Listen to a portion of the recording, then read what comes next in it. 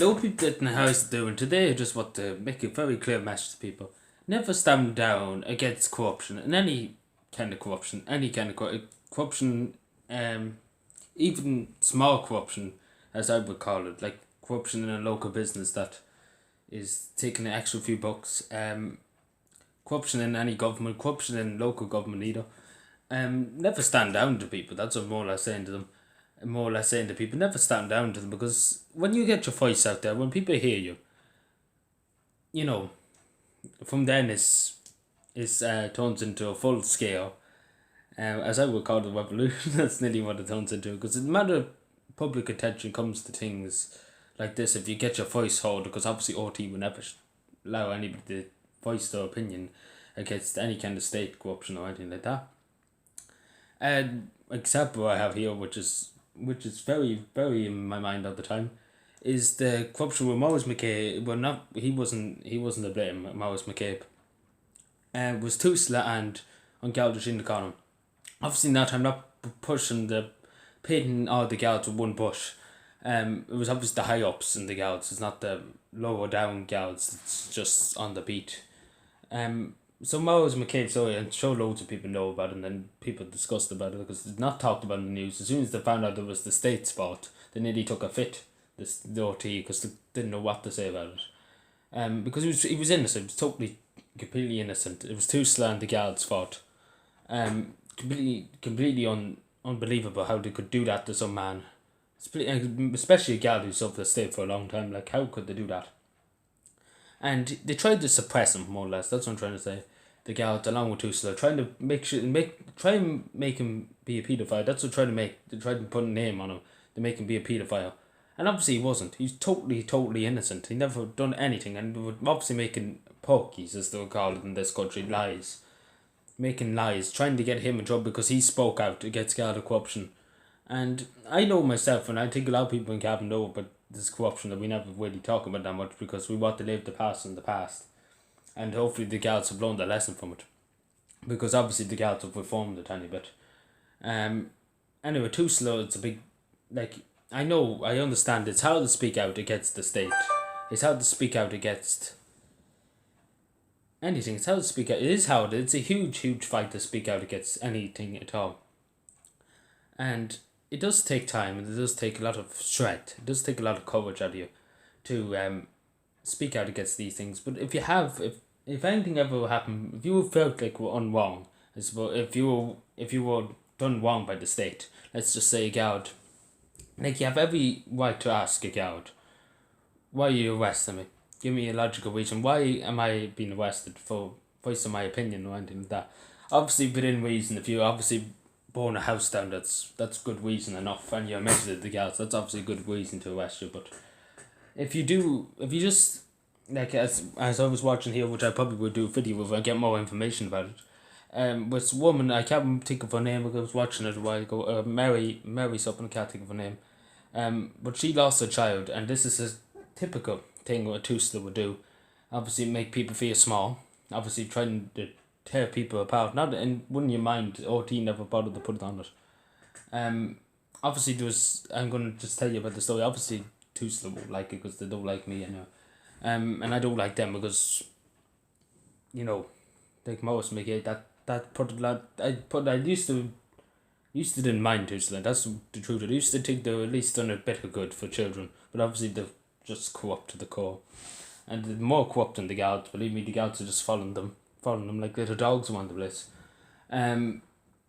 So the story is, she was in Tusla's headquarters in Dublin, and 7 Galds. This is only probably an hour ago. There were 7 Galds came in and dragged her out because she lost her child, and Tusla has the child, and she believes that they're hiding corrupt, being corrupt, let's put it that way. But everybody obviously knows they're corrupt anyway.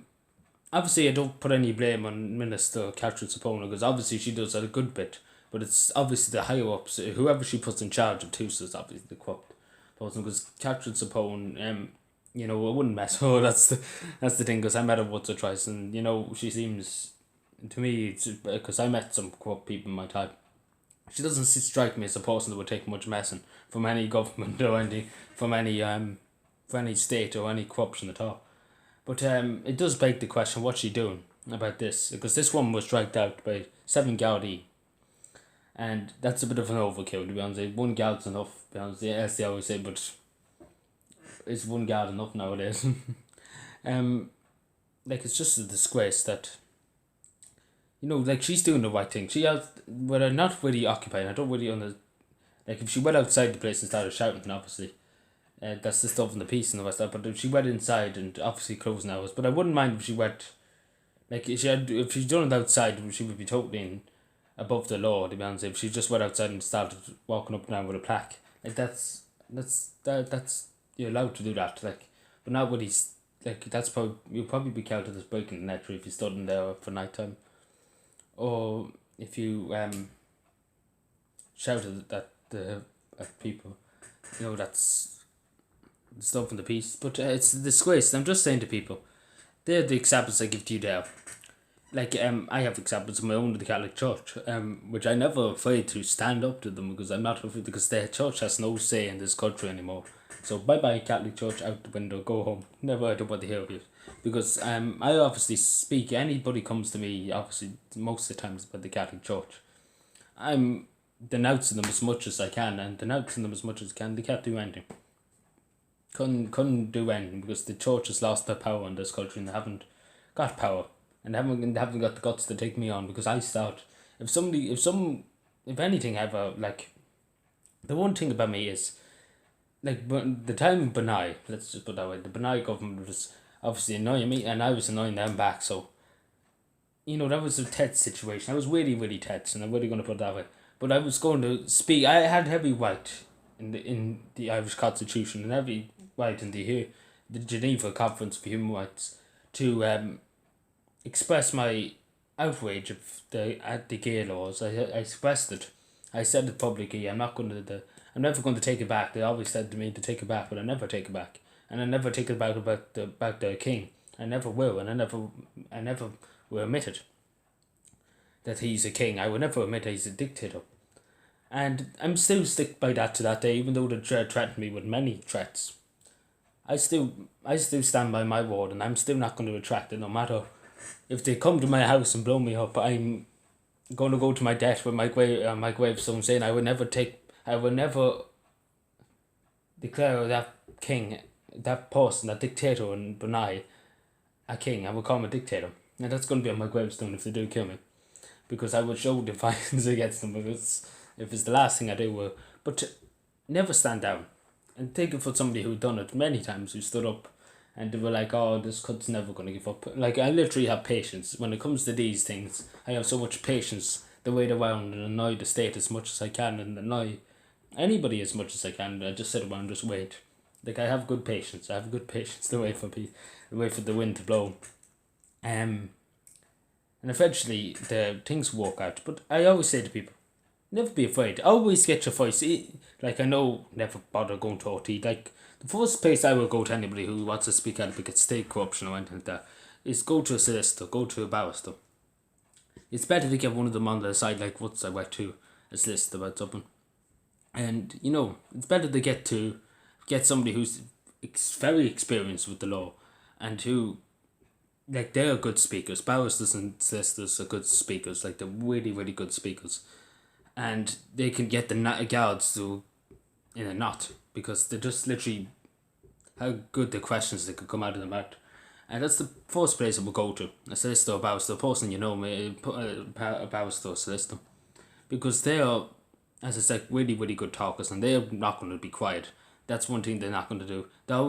Their task in courts are to speak and to openly ask questions, and to keep going, keep dragging the answers out of the guards, and to drag the answers out of the witnesses, and and that's something that you would need if you fight the state or fight any corruption at all. You meet a solicitor or barrister. Obviously, not talking about bringing them to court, but just to use them outside, like, it'd be useful. And that's from experience, and that's what I say to people. Never, like, it might cost a tiny bit to use their services, but at the end of the day, if you're going to take on the state or something like that, you meet somebody who has a pack, has a punch, has a pack a punch and zombies, has custom guns and zombies. But all seriously, do I would go to the list of about the first. Anyway, thank you for watching. Subscribe more. Bye.